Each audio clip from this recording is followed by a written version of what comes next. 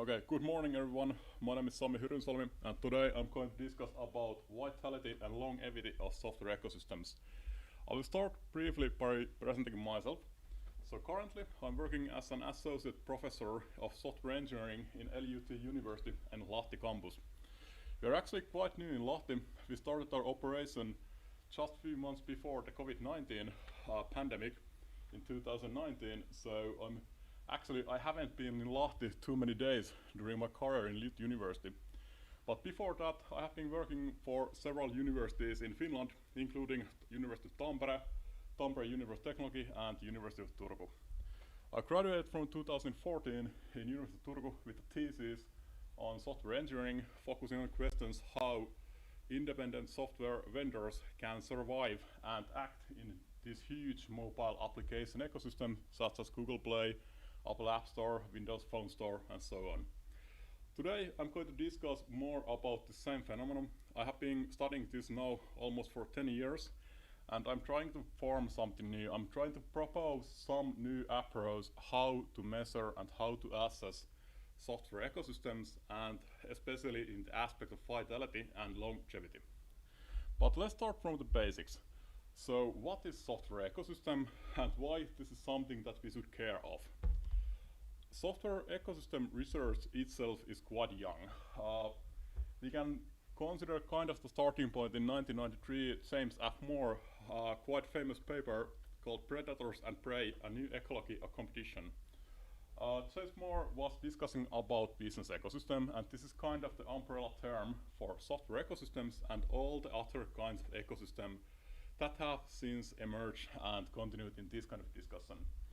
More kind of the central observation what drive to him wrote this paper was that companies are not anymore working in isolation.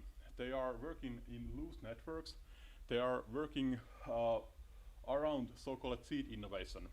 So there is some central innovation that collects all companies that are somehow related to it, that have some interest towards the innovation, and they are somehow doing collaboration and also competing against each other in this one ecosystem. And also important point for Moore in this business ecosystem concept is evolution. So he noted that ecosystems are not stable construct, but they evolve over the time. There are different relations between the actors in the ecosystem, and those relationship, the formation, the structure, and everything of an ecosystem will evolve over the time. They will find new ways and new instances how to survive. And one of the key drivers for this metaphor from ecology is that ecosystem is a living entity. And Moore is also saying that these ecosystems are something that are living and something that we need to address separately. So we should not anymore focus on a single companies or single focal companies like Nokia 10-20 years ago, but all the small actors that are working together with Nokia to produce the mobile phones or the new network infrastructure or whatever those focal companies will be doing.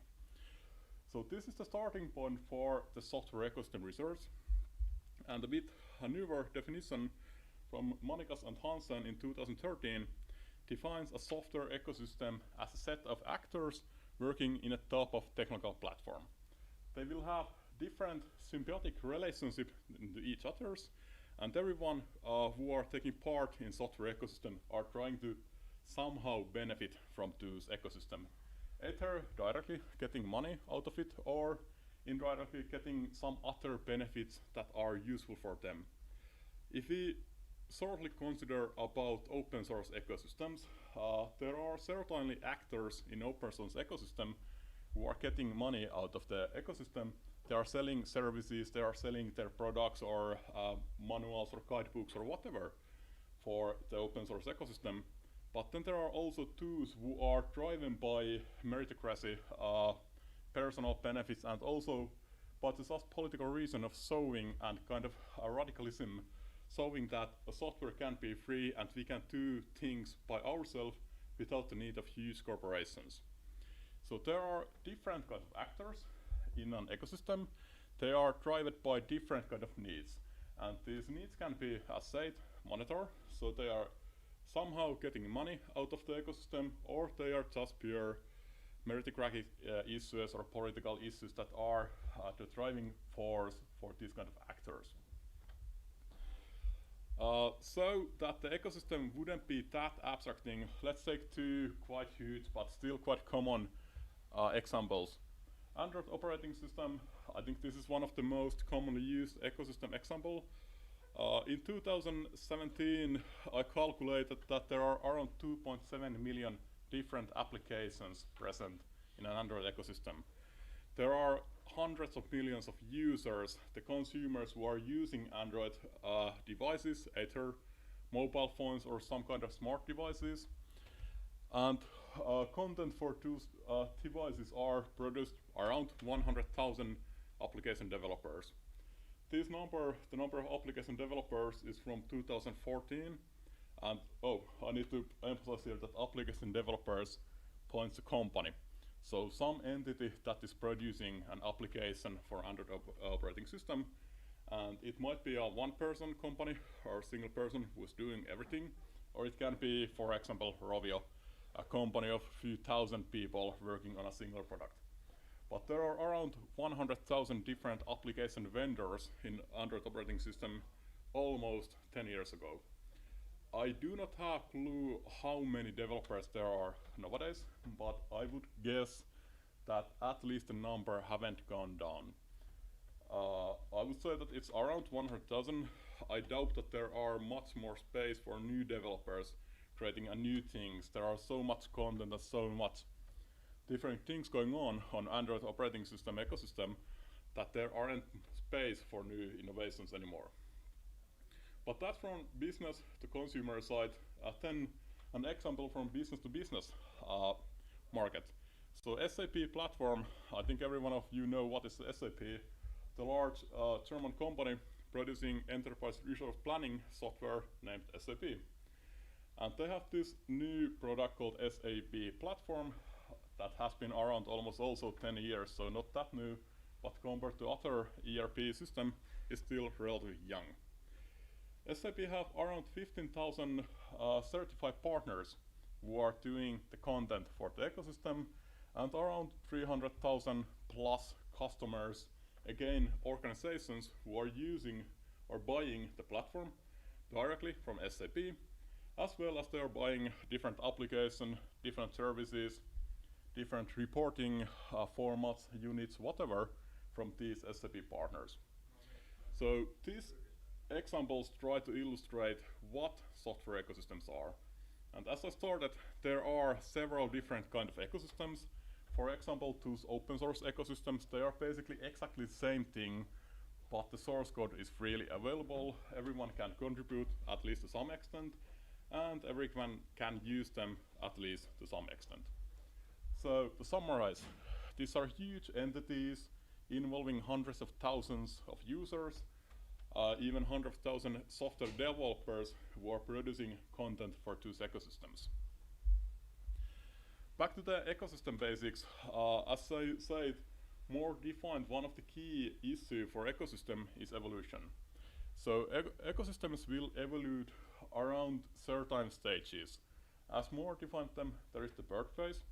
Then the ecosystem and the key actors in the ecosystem try to form what is the key issue here, what we are actually selling to the customer, who are our main consumers, who are our main partners, how we are actually doing the ecosystem and the business here. And this is kind of the seeking phase where the companies are trying to find each other, trying to find the new areas of innovation, how to do business in this new area around the seed innovation. As said, for example, in iPhone case, the application platform itself was the seed innovation. There has been several different smartphone devices before iPhone. That wasn't nothing new, but the way how Apple conceptualized the software application store for distributing, selling, and connecting customers and developers to each other was the seed innovation that was born in 2007 around, plus minus, in Silicon Valley by Apple and few other companies at that time. And in a few years, they were in this fear phase trying to figure out what they are doing with the seed innovation and how to move forward. Then in the expansion phase, the ecosystem and its focal partners will try to conquer the market and be the winning solution in that market. And this was the phase where there were, at least in the smartphone ecosystems, there were 3 or 4 or even 5 competing alternatives where consumers as well as developers were able to choose from. So there was Apple, there was Android operating system, Nokia Symbian, Microsoft Phone, the old one before they bought Nokia, and BlackBerry, RIM's BlackBerry World application ecosystem. And those ecosystems started to fight against each other, and this is the crucial point for my presentation today. When these ecosystems are fighting against each other, the fate of a single company doesn't anymore depend on its own hands, but the fate is depending on the fate of the whole ecosystem. So it's crucial for a software company that is joining an ecosystem that they will jump in the winning platform. They need to know, or at least try their best to estimate where to put their resources. This is quite simple if you think about Symbian. If you around 2010 were developing a software for Symbian, there weren't markets for you anymore. So almost everyone was moving, or at least every money was moving on Apple App Store and Android operating system ecosystem, and everyone was buying those devices and content in those ecosystems. And if you were offering your application in Symbian, it was likely that you didn't have users, you didn't have revenue, and you didn't have money.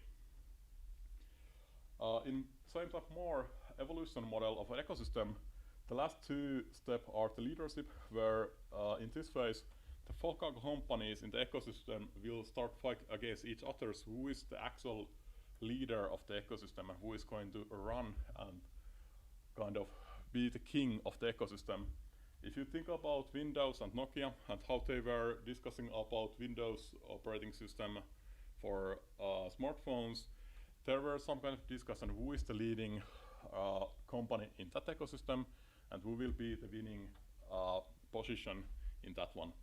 So that's what happened in Windows Phone, but in Android operating system as well as in Apple, there haven't been that much of fight for leadership. But it's kind of the stable phase in the ecosystem life. You are doing quite well, you are alive, and you are fighting with your best friends who will be the one running the ecosystem. The last phase in the ecosystem model is the self-renewal or death. So there will be eventually new innovations that are going to challenge you. And you must either renew your product, your offering, and your ecosystem, or then pass out. It's kind of the business law that either you need to renew yourself or you will die out. And that's one of the key challenges for the ecosystems or these kind of smartphone ecosystems in few years, that they will need to identify who are the challengers for them and how to tackle those competitors, either by buying them, doing collaboration with them, or trying to destroy them out of the business. I was discussing about this ecosystem health concept. This is kind of a central background theory for my presentation, and I was discussing already about the ecosystem war as well as this sharing of the fate issue.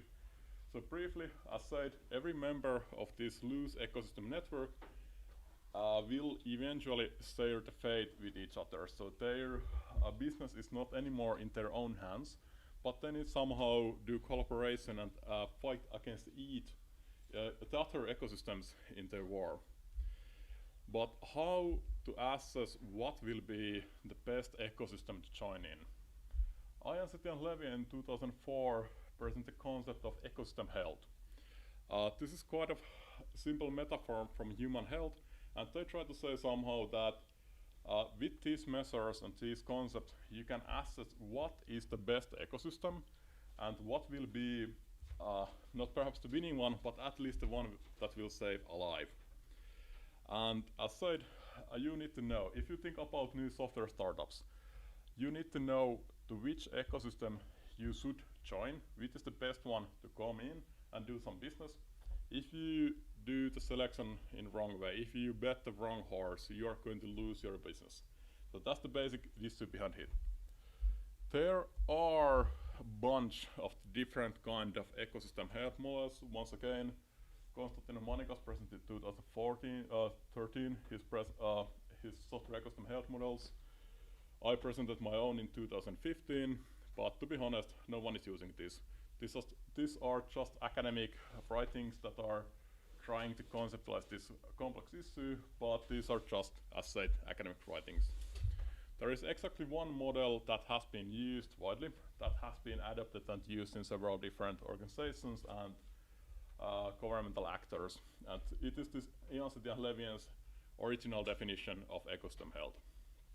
So they defined ecosystem health through 3 different characteristics or 3 different issues that you should assess, note and measure in an ecosystem. They are productivity, robustness and integration. To some extent they are quite self-explaining, but let's start from the top. So productivity, symbol refers how productive your ecosystem is. If you are using a simple metaphor, how much effort you put into the ecosystem and how much it produces. So that's the basic issue of productivity.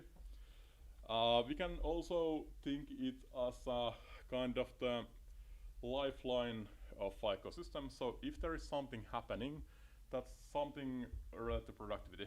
There is some blood pressure going on in an ecosystem, it's still alive, it's still pumping, it's still doing things. Robustness is a bit more complex, but it tries to somehow capture how well an ecosystem can take external shocks. So basically, when there is a new innovation, when there's a new thing going on, how well your ecosystem will survive from that one. Will your ecosystem be robust in that way that the new innovation won't change anything, or will there be a huge problem caused by new innovation by someone else who will eventually destroy your ecosystem? And integration relates to the self-renewal. So ecosystems should be able to support niches. They should be able to support new ideas, new innovations, new products that are born around the seed innovation, and they should somehow be supporting and cultivating those kind of innovations. And these 3 were the main things that has been used to assess different aspects of software ecosystem health. And if you take a look on these 2 models that I simply present here, the same things are still present somehow here. So there is the individual actor health, the network health. They are somehow related to the robustness as well as the integration of an ecosystem. The platform health, how well your platform is doing, okay, it's again kind of productivity and so on. And we also try to capture the same thing in our own model, but they try to be a bit more colorful, have more aspect than these 3 simple things only. But as said, these are mainly theoretical discussions. I have been emphasizing that this model is the king of the hill right now, but there are a few huge problems that is motivating me in this work. And I will use the case of Symbian as an example. If we took a look on Symbian operating system a day before iPhone was launched in 2007, or to be honest, when the application store, the App Store, was launched in 2008, Symbian was a superstar. All 2-3 measures were showing good. So there were productivity. There were people doing new innovations, new program, measured by the line of code. Everything was showing good. The robustness metrics that we have been using in these assessments, for example, number of bankrupts, were good. So according to this model, Symbian was robust, it was good, it was self-renewing niche creating ecosystem that based on this model should be surviving. But if you take a look one day after the launch, I say that most of the business analytics, market analytics, most of the experts in the field know that Symbian was in trouble. So we have the model that should somehow allow us to predict what will be the fate of an ecosystem and all the measures that we are using for it, so that everything is good, this will be fine. But still, all the experts know that Symbian is in trouble. So this is one of the key problems of the current ecosystem health model, and it's related to the problem of one-dimensionality. So this is a bit humorous example by Keanu Reeves in 2015 on his Facebook page. Keanu Reeves, the Matrix actor, was telling that his friend's mother was living as healthy as possible. He was avoiding sun, he was avoiding alcohol, all the bad food, eating only good things, going to the doctor every time and so on.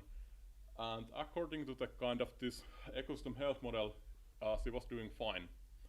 But then she was, at the 76-year-old, she was diagnosed with skin cancer, bone marrow cancer, and extreme osteoporosis. And at the same time, Keanu Reeves' friend's father was eating bacon, top of the bacon, butter, top of the butter, fat, top of the fat, never exercised, never avoided the sun, took alcohol and so on, and he was living the fullest of the life. So Keanu Reeves wasn't going to give an example about the health or what the health metaphor means and how this is related to ecosystem health, but he's making a point here that the health metaphor is actually a bit hard to use in this kind of predicting the future. So in theory, if we took what the medicines say, in theory, the mother should be living to 100-year-old and the father shouldn't be. With those health practices, he wouldn't be surviving. But you can't, based on one-dimensional metric, measure the future. Or let's say you can't measure the future, but you can't predict the future too well. So there are also some other issues in the health metrics, but this is the main problem, that we have the model that capability to predict the future isn't that good, and when the model is used to predict the future, if it's lacking the capability, we have the problem. So this model by Janssen and Levin is excellent to explain things in the past, but its capabilities to say something about the future is challenged. And this has been driving to me to think something new. What could be the way to address ecosystem health? What would be the measures how to try to say something about what will be the surviving ecosystem and what won't be? My proposal here is, as you might have guessed from the title of the presentation, vitality and longevity. So vitality is concept borrowed from the field of urban planning. So they are somehow measuring how liveliness a city is, or how liveliness some urban places. And they're also measuring the level of economic activity. So that would be one dimension, trying to measure, is the ecosystem actually still alive? Is there heart pumping? Is the blood keeping circulating around the body? Is there actually something that makes it alive? And then there is another aspect about longevity. And this is concept borrowed from the field of demography, so the statistical study of people or the populations, and it's referred to the life expectancy. As said, it's really hard to say who will die first, or what is the day of the dying, but we can somehow put people in order and say that what is the likelihood who will survive the longest and who are not in that best shape. For example, if you need to beat people online based on their life expectancy, and there are smokers and there are marathoners in that line, we have some way of trying to categorize them. What will be the longevity of people and what will be those that not that good longevity. And my actual proposal here is that we are going to use double dichotomy to trying to say something about the ecosystems and their well-being. By using this quite simple diagram where longevity and vitality has been either put low or high, we can identify 4 different categories. And the easiest one are the unstable, where vitality is high. So there is much thing happening, they are very alive, but we can't say too much about their longevity. So they are new covers, they are something that are totally new innovations, we don't know much what will be the actual outcome of this kind of business, or they are challenge stars. For example, Symbian, when it was known that there will be a challenger for Symbian, was an unstable case. So we couldn't know what will be the eventual fate of Symbian based on this kind of dichotomy, but we can say that there are three different options where it will eventually go on. The living dead here refers to those kind of ecosystem that doesn't die out even though they are not alive. So as said, they are zombies.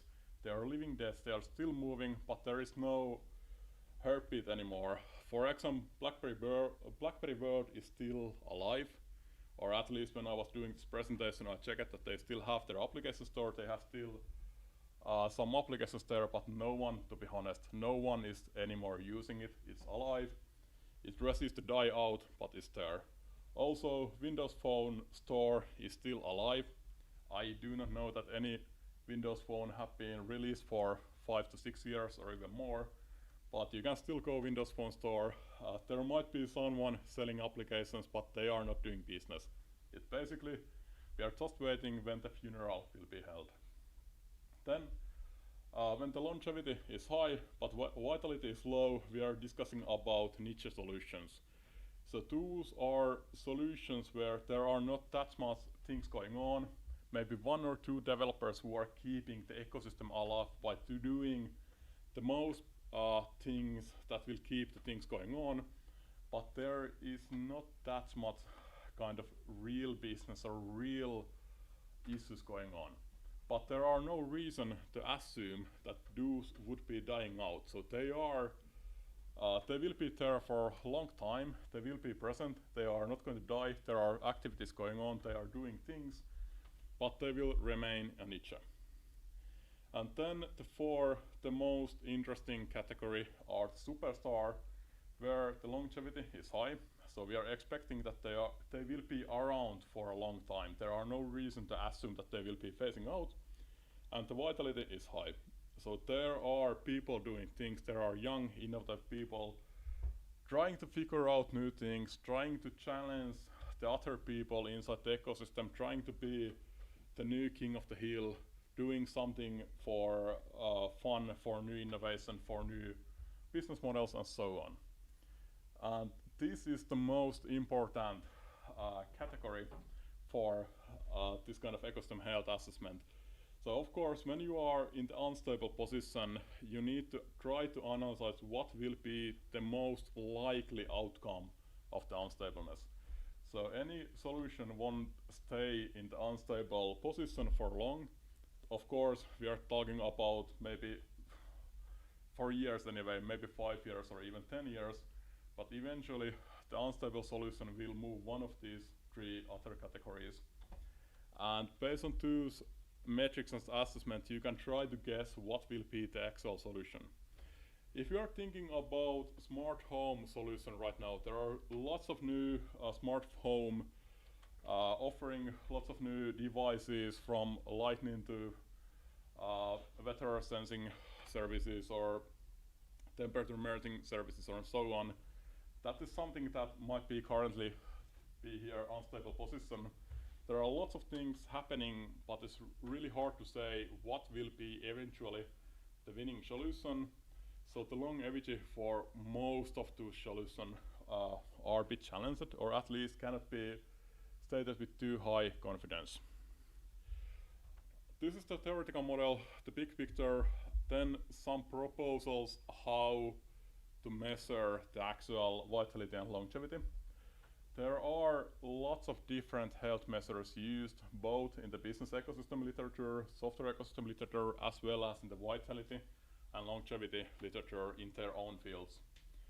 And there are just few examples trying to emphasize some aspect that we should be following, maybe measuring or trying to assess in the ecosystem.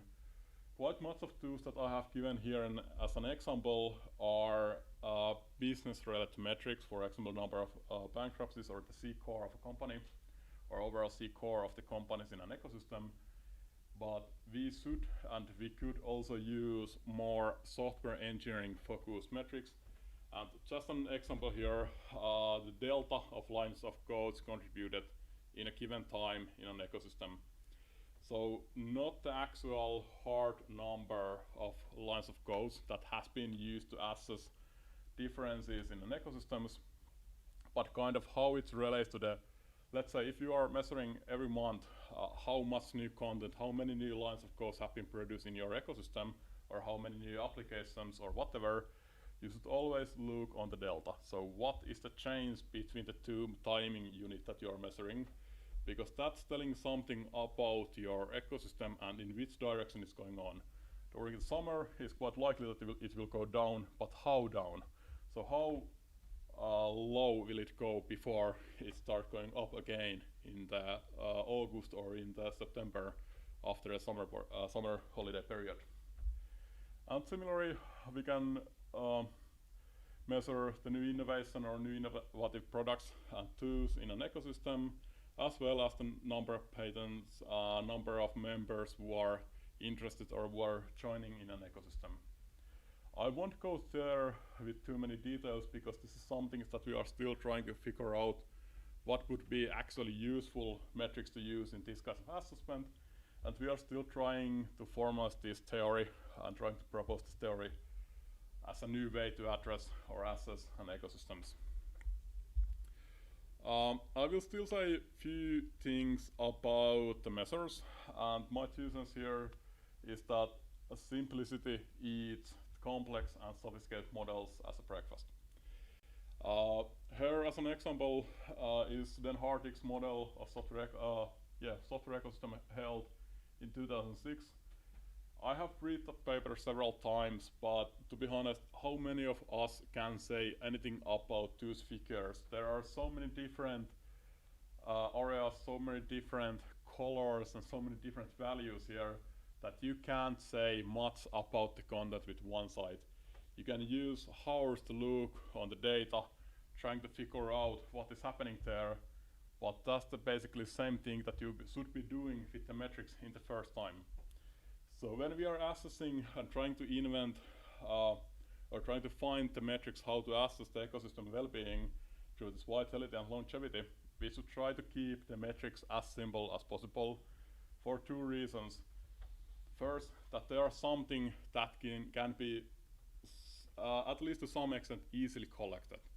They can be get. We won't spend months of trying to get the data, because when we got the data, it's too complex, it's already outdated. So it should be quite fast, it should be quite useful, it should be something that can be really, really easily collected. And the second point is that it should be something that can be easily understood. So it can't be too complex.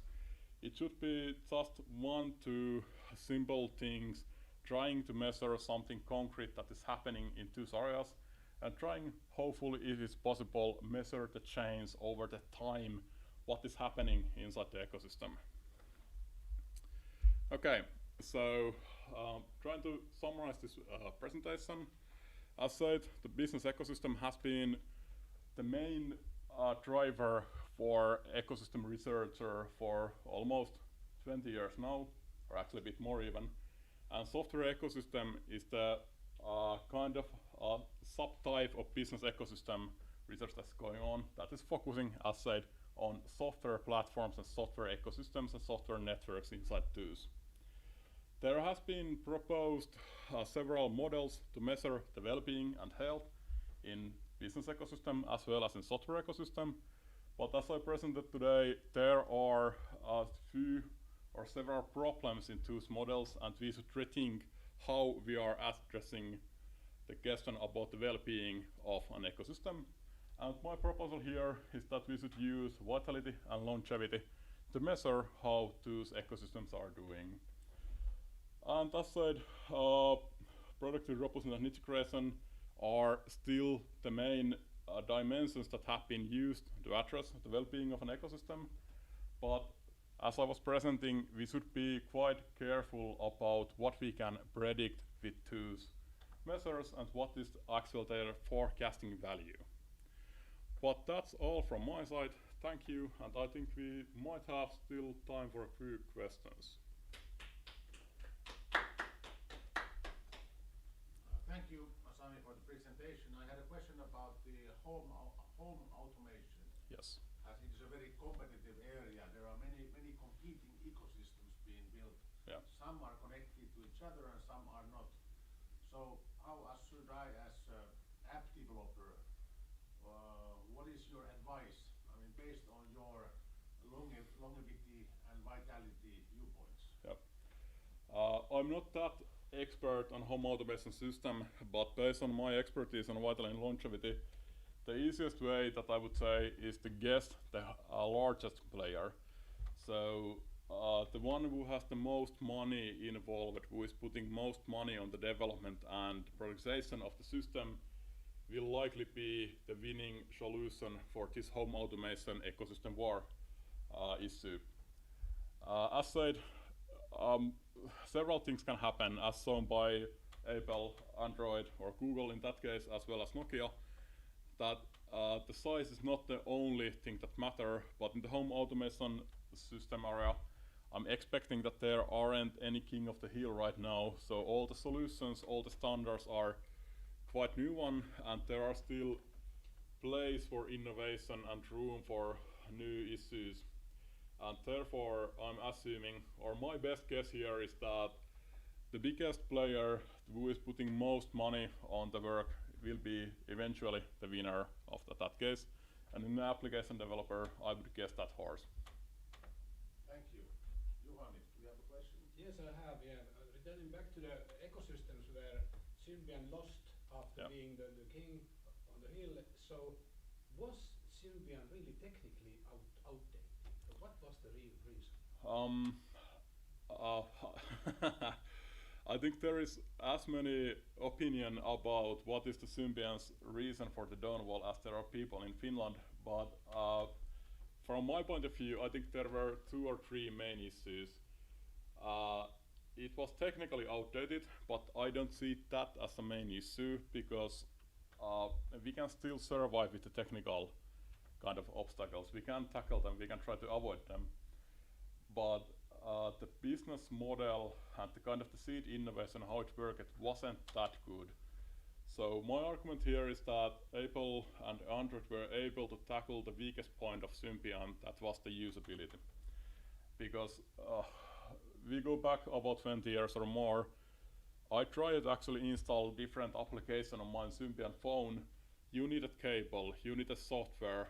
The software didn't even run for all computers that I had crashed sometimes, and you need a prayer when you were uploading the application from your computer to your mobile phone.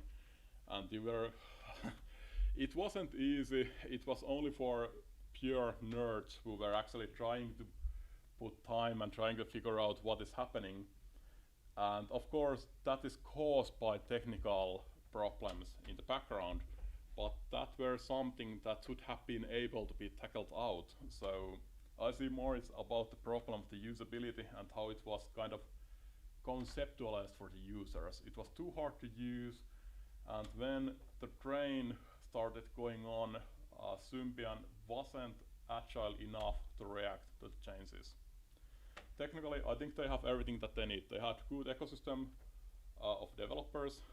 They had plenty of different application vendors, different manufacturers from different areas, from LG to Ericsson, whatever inside in their ecosystem. They had everything that they needed, but the customers weren't using the solution because they were too hard to use. So that's my viewpoint on that issue, but thank you, good question. One comment about the future, because we have a counter problem coming in the cars today. Yep. We don't have buttons anymore there. We have a display, and there we have 1,000 buttons somewhere. Yep. So what do you think about this kind of a new digitalization that now we are getting a problem? Yeah, we are getting a problem. Some solutions, for example cars, start to be too complex to use. I guess that there will be people who won't change a car because they don't know how they are going to use the new one, or they are not able to use that. For example, my parents, they have lots of different functionalities in their car, but they are not using them. So what they're actually paying for, there is still the motor, car is going forward and so on, but they are not able to use, they don't know how to use all of those fine small details, for example GPS navigation in their car. So we are facing a problem here, and my point of view here is that the user-centered design, the user-centered approach is the kind of the thing that is most important in these kind of issues. Because if user doesn't get the value that the product is offering, if the user can't capture the value that there are, why would he pay for it? And it needs to be so useful, so easy to use that it will actually produce the value for you just by having it in your own hands. If it's too complex, you won't pay tens of hours of trying to learn using the system that is not necessary for you. Thank you. Thank you.